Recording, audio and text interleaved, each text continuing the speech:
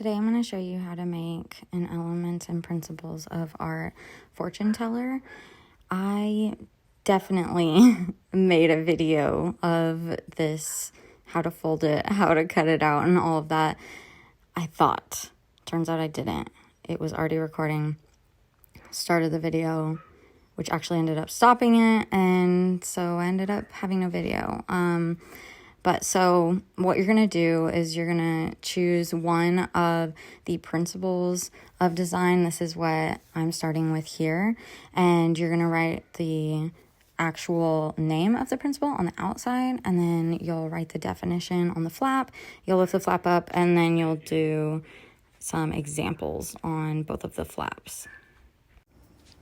Make sure that you're adding color to the designs as well, and then make sure that it's interesting, it's unique, and it actually goes with the word that you were doing.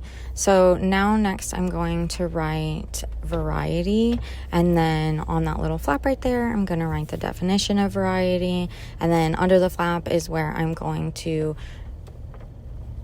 I erased it because I was like, oh, I need to make sure that I write the right definition. So then under there, I'm going to draw some examples of what variety is, and having the variety of different shapes and colors and patterns and just a variety of different elements together.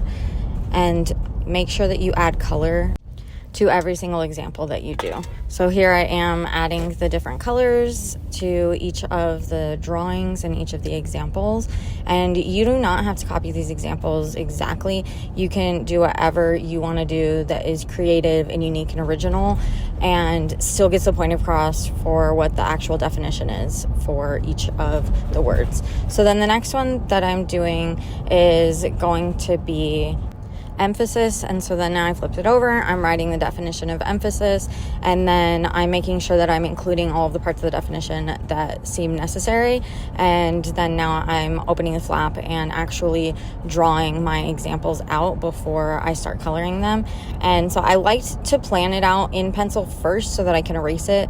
I wish that I would have done that on some of the other ones that I have done in previous years, but I didn't. So definitely draw things in pencil first before just starting in with colored pencil. And so for emphasis, I did the pink dolphin jumping, and so it's the only pink thing drawing. And then for the other one I was doing, the big black line. So then the next word I was doing and making sure that I'm writing the accurate definition is going to be unity. And if there's any other parts of the definition that you feel like you should add that are not on this, if you want to Google any of the definitions, you totally can. At the end of this video, I will have the completed project so that you can see what the definitions are, what the examples are, how it looks, and what kind of the expectations are for this assignment. And so I am just trying to do like a fish scale thing for unity. So I am unifying it with the colors, with the shapes, and the repetition. And then I am unifying these with similar shapes, but they're different enough. And then the colors are in rainbow order to make it look kind of unique as well.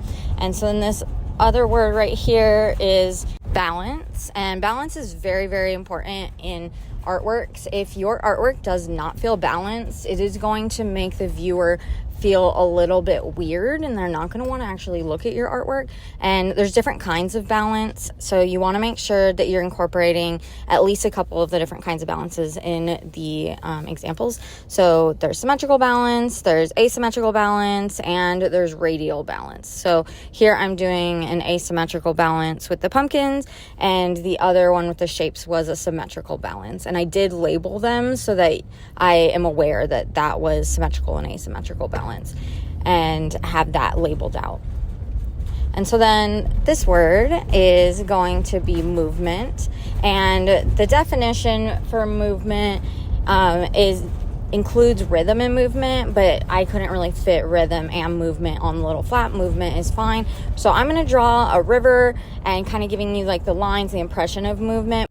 but it doesn't have to be lines. It can be repetitive shapes or patterns, and just the way that they kind of flow through the artwork and the way that your eye is drawn across the artwork gives the idea that there's rhythm and movement.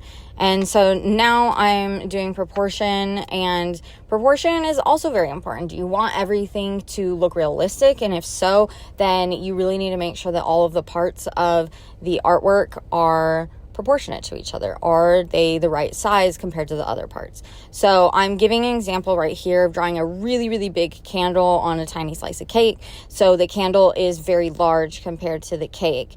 And then I'm coloring that in and kind of making it pop. And this next one, I'm drawing a really big head on a cat with a tiny body. So the body is really tiny compared to the head of the cat.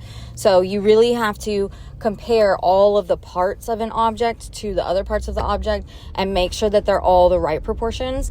And then I was just writing principles, and I'm just coloring it in and making sure that everything is very colorful and happy and pretty and nice to look at, aesthetically pleasing. So you do need to also make sure that the front is colored. So here are my finished examples.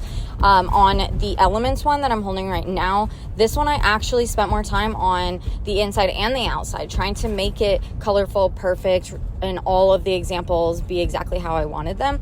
And I tried to do the examples in the words as well.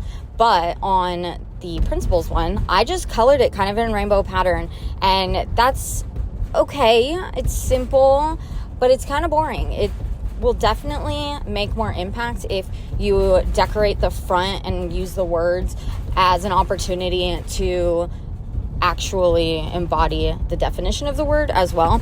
So here are all of my examples for that one, and then I am going to show you all of the examples in this one again and with all the definitions. So feel free to pause this at any point in time so that you can get these definitions copied and make sure that you have an adequate knowledge of what the definition is and what example that you can do for each definition. I hope that helps.